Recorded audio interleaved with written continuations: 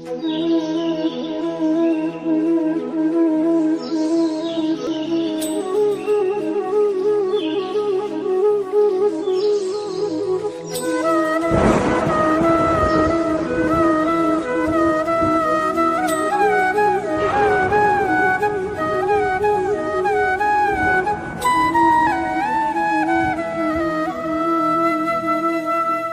our today's guest is something different from the usual calls. So she is a lady, wife of Warrant Officer Yole, who unfortunately died of cardiac arrest in 2017. After she was married to him in 1998. So almost spent with him about 20 years in service also. And she is also educated lady, having done his MA Part 1 Psychology, and thereafter she left it and taking care of both her kids. And she is a strong lady with all the leadership qualities, not only taking care of his own family and daughters, she also takes care of the street children as a noble act, and also very active and supporting and helping lot of COVID patients and families during COVID pandemic also. Now she is lady with a iron will to do something, and very strong in her mindset. And most of our friends who have participated in our today program, so she was also in the program and interacted with almost all the guests who visited here. So she is there on the call. She is from Nagapur, and she has been associated with Air Force Association Nagapur branch. Now she, apart from taking care of her own family, being a single lady, she also, as I said, takes care of the social activities, including the helping the families of our air veterans in terms of getting benefits from the service. So interacting with all the Jilla Sainik welfare offices, then Air Force Association and local, even local AFA kind of thing. And it's our great pleasure from the point of Air Veterans Association to invite Mrs. Sanjeevani Yole to share her experiences in her life after the sudden demise of his husband, how she has been leading and helping people. So she should be the role model for other ladies also, how to navigate the waters of the life in times of difficulties, and to how to get over the challenges, unexpected challenges. I would like to welcome Srimati Sanjana Yole madam. Yeah, madam. Namaskar. Namaskar, sir. Welcome. I think I request everybody also give her a big round of applause for her welcoming her. Thank you, sir. Thank you, sir. Thank you, sir. Welcome, Namaskar, madam. Welcome. Thank you, sir. तो आपका जीवन का ना कैसे फिर आपका जीवन में कैसा हादसा हुआ, तो उसको फिर गेट ओवर कैसे संभाला, अभी फैमिली को कैसे संभाल रहे, आप जो अभी काम कर रहे हैं ना, तो सोशल वर्क भी स्ट्रीट चिल्ड्रन के बारे में, एयरफोर्स का वाइफ्स को या फैमिलीज को हेल्प करने के बारे में आपका जो काम चल रहा है, और आपका एयरफोर्स एसोसिएशन के साथ कैसे चल रहा है, तो नागपुर में से है, आपकी जीवन के बारे में हमें शेयर कर सकते हैं। जी सर, थैंक यू सर। पहले तो मैं अपना इंट्रोडक्शन देना चाहूंगी। सबसे पहले मैं पूछता हूँ, आपको कैसा लगा जब आप प्रोग्राम आए थे? सर, अनबिलीवेबल, इतना अच्छा प्रोग्राम मैंने अटेंड किया है और उस चीज की मैं पार्ट रही हूँ, और आप सबका बहुत बहुत थैंक यू। इतना अच्छा यूनिटी में इतना बड़ा प्रोग्राम करना एक अमेजिंग था, बट आप सबने ये कर दिया, तो मुझे तो खुशी इतनी होती है कि मैं वहां तक कैसे गई, कैसे मैंने इतना अच्छा प्रोग्राम अटेंड किया है। और आप लोगों का एफर्ट्स देखिए तो बाप रे, hats off to you sir and your team. वो 2-3 दिनों में हमें ऐसा लगा कि कोई बड़ी सेरेमनी हो रही है यहाँ पर, और हर चीज का आप लोगों ने ध्यान रखा। हमारा ट्रेनिंग से लेके, खाना से लेके, सब कुछ बहुत बढ़िया था। प्रोग्राम भी बहुत अच्छा था, वेल मेंटेन था, कोई डिफिकल्टी नहीं थी, और इस चीज को मैंने देखा है, मैंने महसूस किया है। तो आज जो मैं हैप्पी हूँ, या मैं एक बहुत कुछ अचीव करने का जो मुझे ये मिला है मौका, तो आप सबकी ये एक अप्रिसिएशन वर्क है आप लोगों का, और मैं वहां तक पहुंची तो मुझे भी एक थैंक बोलना पड़ेगा अपने आप को भी कि मैंने बहुत अच्छा फैसला किया है, आप लोगों से जुड़ गई मैं, तो थैंक यू अपनी टीम के लिए। तो या थैंक यू मैडम। आपने तो फिर आपको दोनों बच्चे के साथ भी आए हैं, तो उनको कैसे लगा बच्चों को, आपका जी। बच्चों को वो प्रोग्राम देखने में? बच्चे भी बहुत हैप्पी थे, बहुत एंजॉय किया उन्होंने, बहुत लोगों से मिले, बच्चे खुल के मिले हैं इस बार तो। मेरे बच्चे अभी पापा की डेथ होने के बाद कहीं और गए नहीं थे, फर्स्ट टाइम था कि आपके प्रोग्राम में आए हैं, आपके नहीं हमारे अपने प्रोग्राम था वो, तो बहुत उन्होंने एंजॉय किया है, बहुत कुछ सीखा है, बच्चों को मोटिवेशन भी मिला है वहां से। सर थे, कृष्णमूर्ति सर थे, उन्होंने अपनी बुक वगैरह बेटी को प्रेजेंट किए, तो ये सब चीजें बहुत अच्छी लगती है। बच्चों को एक सिंबॉलिक आइकॉन मिले हैं कि नहीं, हमारे एयरफोर्स बहुत प्राउड फील करने की बात है, तो बच्चे मेरे अभी बहुत खुश है, वो बता नहीं सकती हूँ, मैं शब्दों में बयां नहीं कर सकती हूँ उन खुशी को। ओके, ठीक है फिर। Okay, thank you for all the appreciation for the function. तो आप सब लोग आए हैं इसलिए फिर इतना सक्सेस हो गया, मतलब ज्यादा लोग आए, आप जैसे लोग सब लोग दूर दूर से आए थे, और वो प्रोग्राम को ना बहुत बड़ा सक्सेस बनाया सब मिलके। तो ये तो टीम वर्क था जी। और कोई पुणे से था, मुंबई से थे, सब लोग एक जगह पे थे, बहुत अच्छा लगा। ये सब चीजें अपनी डिफेंस में ही हो सकती है, और इतनी बड़ी सोच रखना एक बहुत बड़ी बात है। ओके, ठीक है। अभी आपके बारे में कैसा हादसा हुआ, उसके ऊपर उभर के आपने फिर कैसे अभी जिंदगी में लीड कर रहे हैं, आप बच्चों को संभाल रहे हैं और बहुत कुछ काम भी कर रहे हैं, उसके बारे में बताइए फिर। सर, शुरुआत यह हुई कि 98 में मेरी शादी हुई। आफ्टर 10 दिनों के बाद में मेरे हस्बैंड मुझे अपने साथ पोस्टिंग लेके गए हैं। उस टाइम मेरे हस्बैंड उड़न में मुंबई में पोस्टिंग थे, वहां पे मुझे लेके गए। उसके बाद जस्ट कारगिल युद्ध हुआ है, वो अपने टीडी पे चले गए। वो 2-3 महीने में अकेली रहती थी। एयरपोर्ट स्टेशन मेरे लिए तो एक नया ही माहौल था, तो वहां से मैंने शुरुआत की है अपनी। वहाँ स्कूल था, हस्बैंड को बहुत अच्छा लगा कि मैं अपना खाली वक्त यूज कर रही हूँ। स्कूल के बच्चे भी बहुत अच्छा था कि उनको मैं प्रिपेयर कर रही थी, वो प्रोग्राम कर रहे थे। तो और फिर अफवाह मीटिंग था, तो उसमें मुझे रंगोली बनाने के लिए बुलाया गया, तो मुझे सब कुछ नया था। वहाँ रंगोली बनाए, उसके बाद मैडम खुश हो गए कि बहुत अच्छा रंगोली बनाती हो, बहुत आर्ट है आपके हाथ में। ऐसे मेरे लाइफ स्टार्ट हुई, तो मैं अफवाह से जुड़ गई।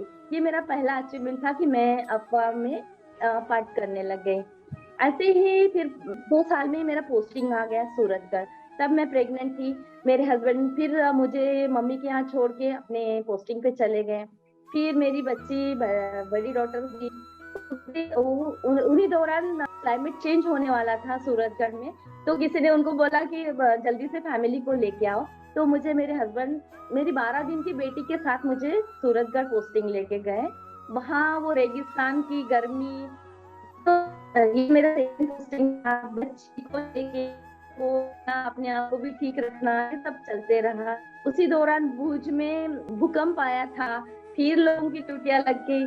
तो ये मेरा पार्ट है, इतना सारा हार्ड वर्क थे, तो मेरा ही अलर्ट रहता था। अब उसके बाद में ऐसे 2-3-4 पोस्टिंग होते गया हस्बैंड के साथ। फिर हम लोग अभी 2015 में पठानकोट पोस्टिंग गए।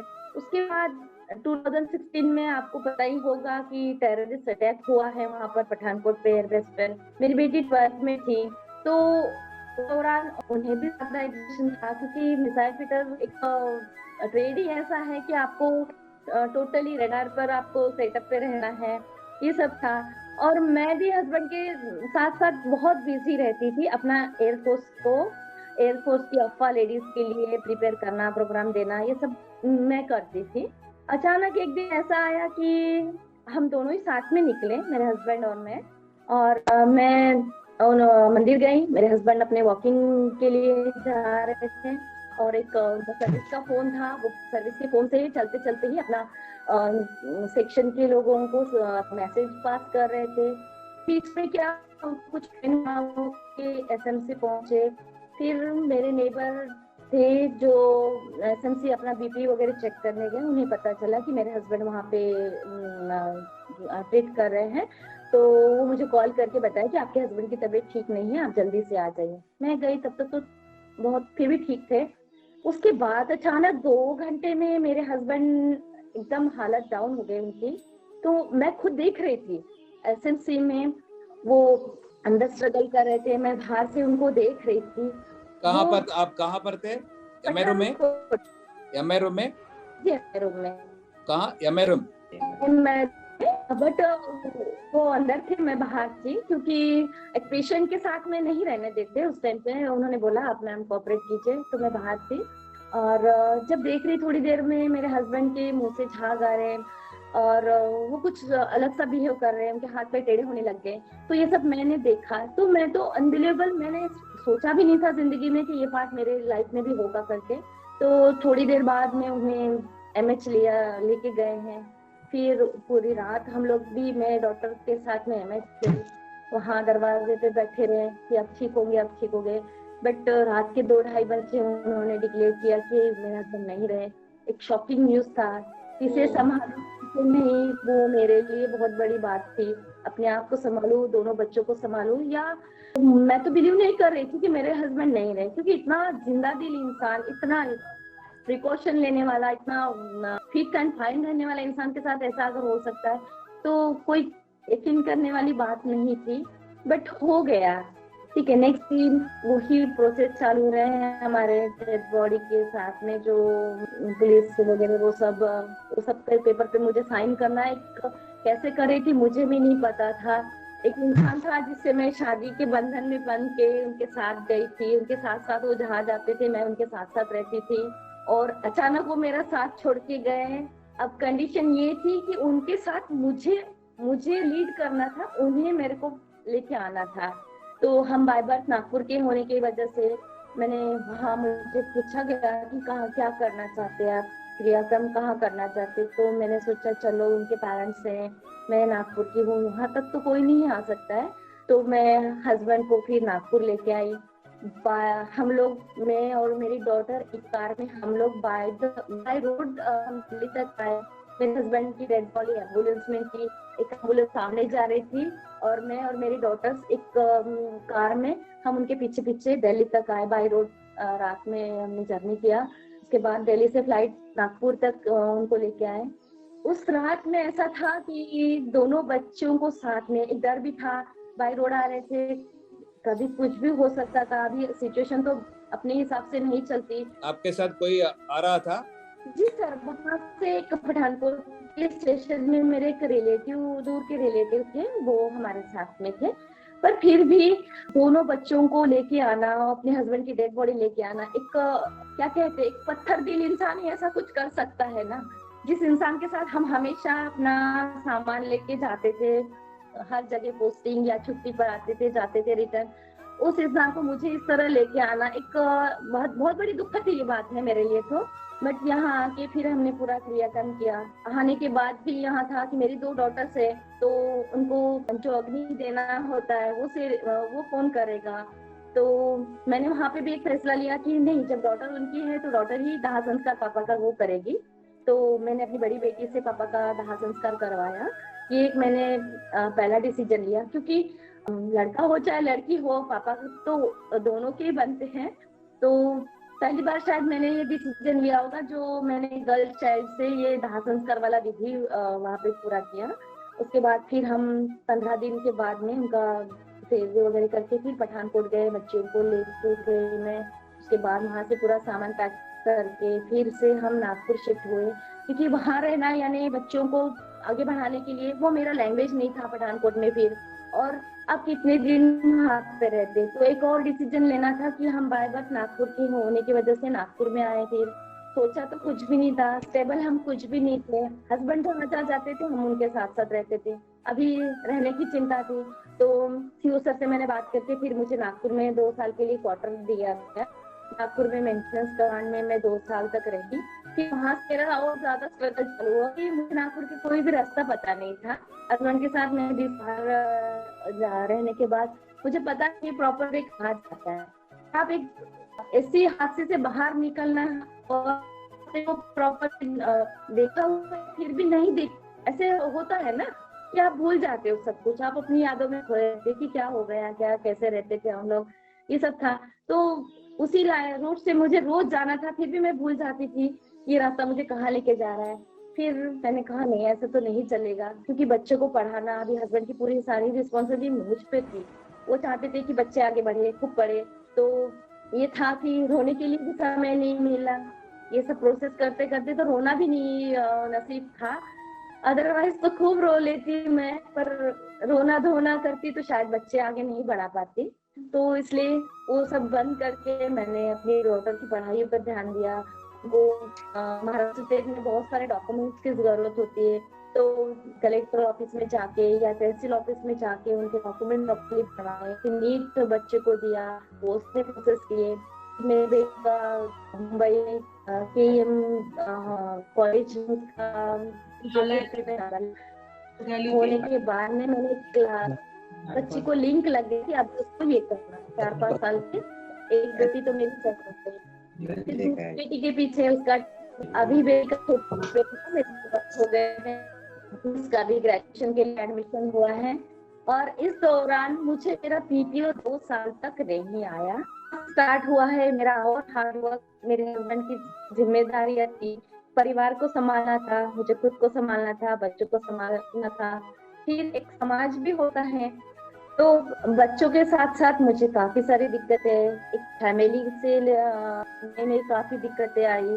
पहले तो लोग समझ ही नहीं पा रहे थे मुझे। सबको लगता है कि हस्बैंड एक्सपायर होने के बाद इन लोगों के पास पैसा बहुत है, ये कंडीशन थी। उन लोगों को फिर ऐसा लगता है कि इनके पास बहुत कुछ है, पर ये नहीं सोचते कि इनके पास कुछ भी नहीं है। एक हस्बैंड नहीं होने की वजह से हमारे पास कुछ भी नहीं, वो पैसा इतना मायने नहीं रखता। एक आदमी होता है तो आपको पूरा फैमिली को प्रोटेक्ट मिलता है। वो प्रोटेक्ट अगर आपके पास नहीं तो वो पैसा बाद में आता है काम में, बट एक प्रोटेक्शन जो होता है वो आपका हस्बैंड होता है, उनके फादर होते हैं। वो अगर नहीं है तो बच्चों का मुझे फादर बनना पड़ा उस टाइम पे। मैं अपनी बेटी को कहीं पे भी अकेला नहीं छोड़ती हूँ, पहले तो क्योंकि वो अननोन है, नागपुर से भी अननोन है। जब तक मेरे हस्बैंड थे, एयरफोर्स छोड़ने के बाद हम सिविलियन हो गए। हर काम के लिए बाहर आना पड़ रहा है, बच्चे का एजुकेशन के लिए। उनको, मेरी छोटी वो डॉटर तो केंद्रीय विद्यालय में पढ़ते हुए भी उसको घर पे रहना पड़ा कि पापा के फुल्ली डॉक्यूमेंट नहीं थे, तो सेक्शन से डॉक्यूमेंट लेने तक, वो मुझे सेंड करने तक, वो 8 दिन मेरी बच्ची घर पे रही। प्रॉब्लम थी। ओके। जो आपके पास डॉक्यूमेंट है वो सफिशिएंट है आप मुझे प्रूव करने के लिए कि मैं इनकी वाइफ हूँ करके, ठीक है, या ये इनके बच्चे हैं कर। और एक्चुअली अचानक डेथ हुई तो सारे तो मेरे पास पेपर नहीं आएंगे, कुछ तो DAV में जाते हैं, कुछ मेरे पास होंगे, कुछ नहीं भी होंगे। आपका PPO बनने में काफी वक्त लगता है। तो इस कंडीशन में मैं कभी कभी एकदम परेशान हो जाती थी कि क्या करना चाहिए, सब क्यों होता है। तो ऐसे करते करते मैंने एक एक पड़ाव पार करते गए। हर चीज मैंने खुद से करने की कोशिश की। मैंने कोशिशें अपनी छोड़ी नहीं। नहीं हो रहा, आज नहीं होगा, कल होगा, परसों होगा, ये करके मैंने उसी चीज को करते गए। और अब इतना करने लगी हूँ कि अभी मुझे कोई पूछता है तो मैं ओरली उनको ये कैसे करना चाहिए काम वो बता देती हूँ। फिर कहीं थोड़ा टाइम था मेरे पास, तो कहीं मेरा एक सॉफ्ट कॉर्नर था कि बच्चे तो पढ़ाई में लग गए अपने, उनको अपना सेटअप मैंने दे दिया, बच्चे की पढ़ाई चलने लगी। पर कहीं मुझे एक खालीपन लगने लगा। तो एक गार्डनिंग का शौक तो मुझे पहले से भी था। मैं हर स्टेशन में गार्डन, बहुत बड़ा गार्डन करके छोड़ के आती थी। फिर नागपुर में भी मैंने गार्डन बनाया। मैं फिर पेड़ों से बात करने लगी। फिर लगा नहीं है, कुछ बात नहीं जम रही, मुझे रिस्पॉन्स पेड़ों से नहीं आ रहा है। फिर मैंने स्ट्रीट के बच्चे देखे, वहां रोड पे बच्चे बैठे रहते हैं, तो मैंने उनको कलेक्ट किया। मैंने और मेरी छोटी डॉटर ने उनको कलेक्ट करके हमने उनको पढ़ाने जाते थे। कैंटीन से बहुत सारा सामान उनको खाने पीने के लिए लेके जाते थे। उनके साथ हम एंजॉय करने लगे, उनको भी हम अपना नॉलेज देने लगी। उनको डिफेंस सर्विसेज में जाने के लिए आप पढ़िए, आगे बढ़िए, ये सब हमने मोटिवेट करते रहे उनको। तो उन्हें भी हम लोगों के साथ जुड़ के बहुत अच्छा लगता था। फिर देखती थी जिनको जरूरत है, कभी मेडिकल फैसिलिटीज नहीं है, उनके पास पैसे नहीं है, फिर ऐसे लोगों को मैं मदद करने लग गई। एक मेरे हस्बैंड का भी था कि मरने के बाद जो आप वो ये करते हो, पंडित को खिलाते, ये करते वो करते, वो सब मायने नहीं रखता। एक प्रॉपर जिनको जरूरत है, आप उनको 10 रुपए भी पे करते हैं, तो वो जो ब्लेसिंग देते हैं या जो उनको उस टाइम पे जो मदद मिलती है, वो बहुत जरूरी है। किसी को ऐसे दान पुण्य करने से अच्छा एक जरूरतमंद को आप थोड़ा भी आपका हेल्प देते हैं ना, तो वो प्रॉपर हेल्प उस इंसान को अच्छी जगह पे पोजीशन पे ला सकती है। तो फिर मैं ये करने लगी, जिनको अगर कहीं ब्लड का चाहिए तो मैं वो सोर्सेस ये करती थी, कहाँ ब्लड कैंप है, कहाँ डोनेशन ऐसे होता है, किसको पैसे की जरूरतमंद है। तो इन सब लोगों के लिए मैं हमेशा अलर्ट रहती थी, किसको हमारी जरूरत है वहां मैं पहुंच जाती थी। और एक फूड कैंपेन है, जो आपका खाना बच जाता है किसी के घरों में, तो एक फ्रिज है, 2-3 जगह हमने ऐसे फ्रिज सेट किए हैं। तो एक कैंपेन चलाया था कि वेस्ट फूड को नहीं करना है, जिस जरूरतमंद हो वहां से फ्रिज खोल के वो अपना फूड लेके जाएगा अपने को, जो उनको जो जरूरत है। तो एक कैंपेन से ये भी मैं जुड़ गई हूँ। फिर देखा कि अपनी, अब कोविड स्टार्ट हो गया, अपनी वाइफ जो एक सर्विसमैन की वाइफ है, उन्हें भी बहुत सारी प्रॉब्लम हो गई, क्योंकि कोविड के दौरान काफी सारे अपने एक्स सर्विसमैन की भी डेथ हुई है, तो उनको प्रॉपर नॉलेज नहीं था।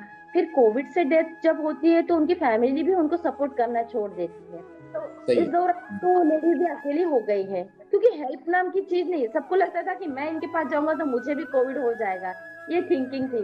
बट मैंने ये चीज बीड़ा उठा के रखा कि जिनको जरूरत है उनको कोई सपोर्ट नहीं कर रहा है, मैंने अपना नंबर, फोन नंबर दे दिया, और उस फोन पर मुझे कॉल आता है तो मैं 24 आवर्स उनको अपना हेल्प करती हूँ। जो जो चीज की नॉलेज चाहिए मैं उनको प्रोवाइड करती हूँ। अगर उनको व्हीकल की सुविधा चाहिए, वो जा नहीं सकते, तो मैं अपनी 2 व्हीलर पे या 4 व्हीलर पे बिठा के उनको लेके जाती हूँ। तो ये सब चल रहा है अभी तक। तो ड्यू टू कोविड हमारे एयरफोर्स के लोग हैं जिनको ये नहीं पता होता कि जिला सैनिक बोर्ड से भी अपने को कुछ बेनिफिट मिलता है, या नियर बाय एयरफोर्स स्टेशन से कैसे अप्लाई करना चाहिए, जो आपको डेथ के बाद में, हस्बैंड की डेथ के बाद में वो पैसे कुछ मिलते हैं, तो उनको लेना भी तो आना चाहिए। क्या क्या मिलता है नॉर्मली बेनिफिट्स? तो मैं भी लोग अपनी सारी लेडीज को नॉलेज देती हूँ कि नहीं ऐसे कीजिए, ये फॉर्म लीजिए, डेथ सर्टिफिकेट लगाइए, डिस्चार्ज बुक लगाइए, यहाँ यहाँ ये सब चीजें प्रोसेस कीजिए, ये फॉर्म जिला सैनिक बोर्ड सबमिट कीजिए, या ये ऑर्डनरी रूम में जाके दीजिए। उनसे नहीं बन पाता तो मैं खुद लेके जाती हूँ सर उनको, और बड़ी खुश होती है। आपका काम करते करते आप एक गाइड बन गए सबके लिए। जी सर, गाइड, हाँ, गाइडलाइन, हेल्पलाइन, मैं हेल्प यू वाला गाइडलाइन मैंने स्टार्ट कर दिया है कि एक कॉल कीजिए, आपको जरूरत है तो आपको कुछ नहीं तो हम नॉलेज तो दे सकते हैं। मैं आपको कभी दिक्कत नहीं आया, इतना सारे काम कर रहे थे ना, स्ट्रीट बच्चों के साथ, कोविड पेशेंट के साथ, या कुछ न खाना वो बच गया उसके करने के साथ, ये सब करने में आप भी बोल रहे थे ना, आपका फोन नंबर भी दे दिया लोगों को। आप औरत होने के वजह से कुछ आपके लिए दिक्कत नहीं आया ये करने में? आती है सर, बहुत सारी दिक्कतें आती है, कुछ सोच का फर्क होता है, पर जब दिक्कतें आती है ना तब तो आप और अच्छा मजबूत बनते हैं, काबिल बनते हैं और स्ट्रांग बन जाते हैं। स्ट्रांग बनते हैं। क्योंकि मुझे भी कोई अपने आप सब कुछ दे देता तो शायद आज जो लेवल पे मैं हूँ तो शायद मैं नहीं होती। तो कुछ दिक्कतें बहुत अच्छी भी होती है कि उससे आप सीखते हैं, आप स्ट्रांग बनते हैं। और मैं सबसे यही उम्मीद रखती हूँ कि वो लेडीज हस्बैंड एक्सपायर होने के बाद पता नहीं किस कोने में जाके ये हो जाती है, अपने आप को एक लिमिटेड बना लेती है कि नहीं मुझे इससे नहीं मिलना, उससे नहीं मिला। अरे आप खुल निकलिए तो बाहर, 2 दोस्त बनाइए, किसी से बात कीजिए, अपनी प्रॉब्लम शेयर कीजिए। जब तक डिस्कस नहीं होगा तो आपकी प्रॉब्लम ही बनी रहेगी, उसको सॉर्ट आउट सॉल्यूशन कैसे मिलेगा? तो आपको लोगों से मदद मिला, नहीं मिला? कुछ लोग तो बहुत अच्छे होते हैं सर कि उनको लगता है कि किसी की हम हेल्प कर रहे हैं तो हमारे नसीब में है, और अपना अच्छा सोच के हेल्प करते हैं। पर कुछ लोग तो बिल्कुल भी मदद नहीं करते हैं, नहीं करने वाले बदनसीब है, जो कर देते हैं वो बहुत खुश नसीब है। और आपका सोच बड़ी अच्छी है। Okay, you are talking like a motivational speaker madam. Rao sahab, sir, madam, 2 points I want to tell. First of all, your name is संजीवनी, आपने उसको सार्थक किया है। नेम का मीनिंग आपने ट्रूली अडॉप्ट करके लोगों के लिए संजीवनी बने हैं। जी सर। और जो आज जो स्माइल दिखाई दे रही है, आपने सच कहा है कि आपने उन हर्डल्स को पार किया है कि अब आपको हर्डल्स नहीं नजर आते हैं, और you have learn how to overcome. जी सर। मैं कोई परफेक्ट नहीं हूँ, मैं कोई परफेक्ट नहीं हूँ, इन्हीं लोगों Nobody is perfect on this earth. Perfection is an illusion, madam. Nobody is perfect. Yeah. we are no perfect with all the imperfections. Everybody.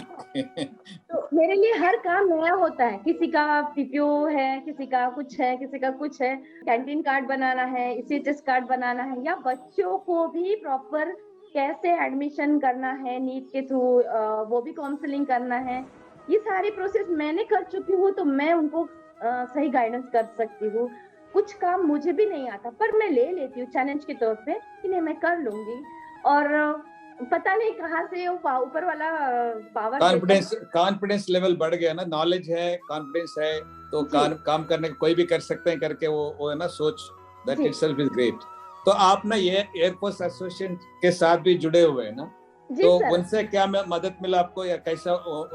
Air force association मुझे एक प्लेटफॉर्म मिला काम करने के लिए, कि मैं वहां से खुल के काम करने लग गई हूँ। लोगों तक पहुंचने के लिए मुझे एक अधिकार मिल गया कि नहीं, वो एयरफोर्स एसोसिएशन आप वहां नहीं जा सकते हो, आप नहीं पहुंच सकते, पर मैंने ये शुरू किया कि मैं एयरफोर्स उनके घर तक जा रही हूँ। ये मैंने स्टार्ट किया।